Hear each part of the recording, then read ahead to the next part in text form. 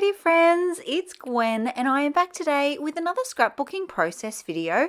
Today's share is for Cut to You and I'm going to be featuring this month's exclusive Cut of the Month file.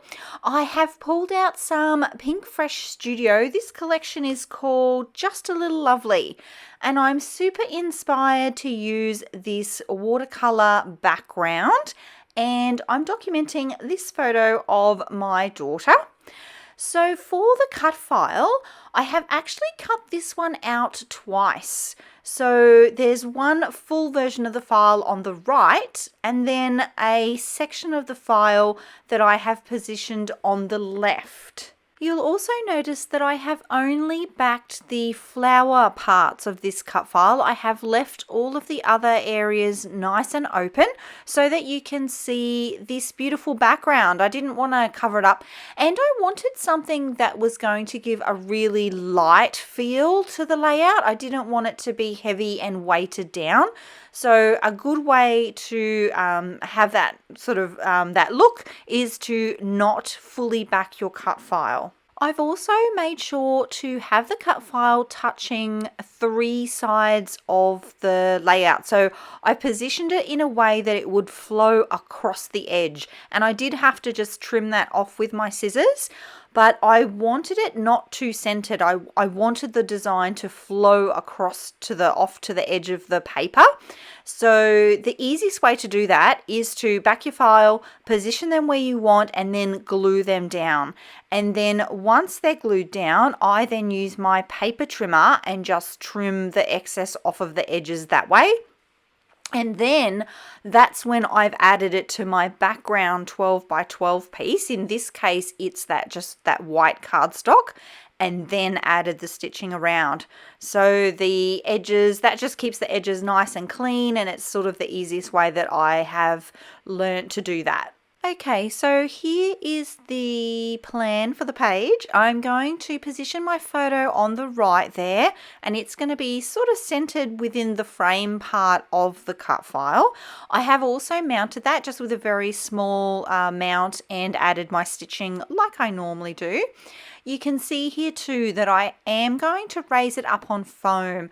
The cut file currently is flat to the background of the page, so I do want to add in a little bit of dimension, and I'm going to do that here with the foam and some double-sided adhesive. And then I'm going to go about pulling out some bits and pieces from this collection. The first thing that I do want to lock in embellishment wise, now that I have my photo positioned, is my title, and it is going to be this puffy word sticker that says lovely. I have tried to use a couple of these in the past and I've gotten myself stuck because I've left it too late to position them and they've been too long mainly and too big and I haven't been able to fit them in. So I'm going to position this one very early in my process, and it is going to go where you see it there along the left hand edge of the photo. I'm also going to have a sweep of the embellishments that I have. I don't actually have that many, and when I was doing my sweep, I didn't really find a lot that I thought could work. It turns out fine because the layout doesn't actually need a lot, so I guess it's a good way to use up the few things that I have here. But what you'll see is as I'm going through the little bits and pieces, anything that I know is excluded will go in that bowl at the top. So for example, that orange banner, it was like way too orange, not going to work for this layout, so automatically excluded. Anything that I felt that might work, I have put on my craft mat to the right there. And I just find that doing that really helps me to get a plan and an idea of where the page is going, but it also eliminates my choices. And for me, for my crafting style, the fewer choices that I have, the better. You know, if I have 20 embellishments that might work, I will want to audition all 20. And if I had 50 that could work, I would want to audition all 50. So I've just found for me, and I'd love to know if you're the same, For me, I find that if I have just a really lovely selection of things that I know 100% will work, I just need to find a spot for them, I find that my pages come together so much more quickly than also having in that selection items that in no way could work. I'd be keen to know if you are like me, if you scrapbook in a similar way to me, or if you prefer a really wide selection of embellishments and supplies, and if you find it easier to create when you've got lots of options. So I am going to keep this layout fairly simple, in part because I don't have a heap of supplies that are going to work on this. It is a collection I've had for some time, so I have been using it up. But also because it's a cut of the month. So these are the exclusive designs that the ladies subscribe to. It's just $1.50 AU a month, and you get an exclusive cut file that is only available as part of that membership. And I love to make these videos with the files so that the ladies who are subscribed can create these ones at home themselves. They can replicate the layout using the cut file and by watching the YouTube video. So I do like to keep these ones really doable. I like them to be sort of under an hour as well, because that's the kind of scrapbooking that real people do, right? Whenever I ask the ladies in either the Facebook group or I send an email out to everyone and I ask them, what's that one thing that's stopping you from scrapbooking? It's never the supplies. It's never really the ideas. It's more so 9 times out of 10, it's I wish I had more time.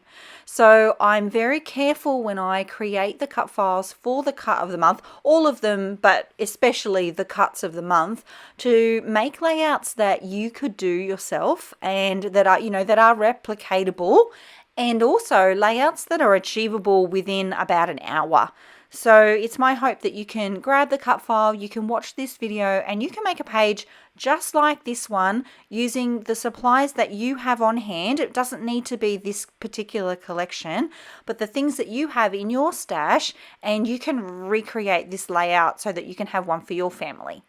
Okay, so while I've been chatting about all of that, I have been working on the embellishment clusters for the layout, and you can see now that there's very few options left on the right-hand side there. They're all being either added to the page or excluded and added to the bowl. And it's here that I decide that I do still want to add a few more things, but I didn't have anything in that line to add. But I did know that I had these butterflies from Cocoa Vanilla Studios. It's a pattern paper, and I just went ahead and fussy cut out 3 of them. I'm going to use them to help draw the eye around the page. So essentially it's a bit of a visual triangle because they're weighted a little bit differently to all the other softer tones on the page. I do feel that they really help with that. And it's a nice nod to the black and white photo. So before I had added them, there wasn't any other elements that were dark like that photo. And I felt like it was a little bit heavy for all this light stuff that I've done around it. So I feel that the butterflies really tie those things together and help the eye go around the page, gives it sort of 3 anchor points, and brings everything together really nicely. I am going to add one more banner piece, and I'm going to center that underneath the photo there, and that is going to be the layout complete. Thank you so much for being here, my creative friends. If you like the way that I scrapbook or the way that I chat about the way that I scrapbook, I would love it if you give this video a thumbs up. If you're not in our Cut of the Month club, why not get onto that? There is a link in the description box below. I will also leave a link here for a video on how to back a cut file. So if you're unsure how to do that, you'd like to see a more detailed process of that, here is a link for you, and close-up images to come as well. Thank you for spending your creative time with me. I'll see you all in the next video. Until then, bye!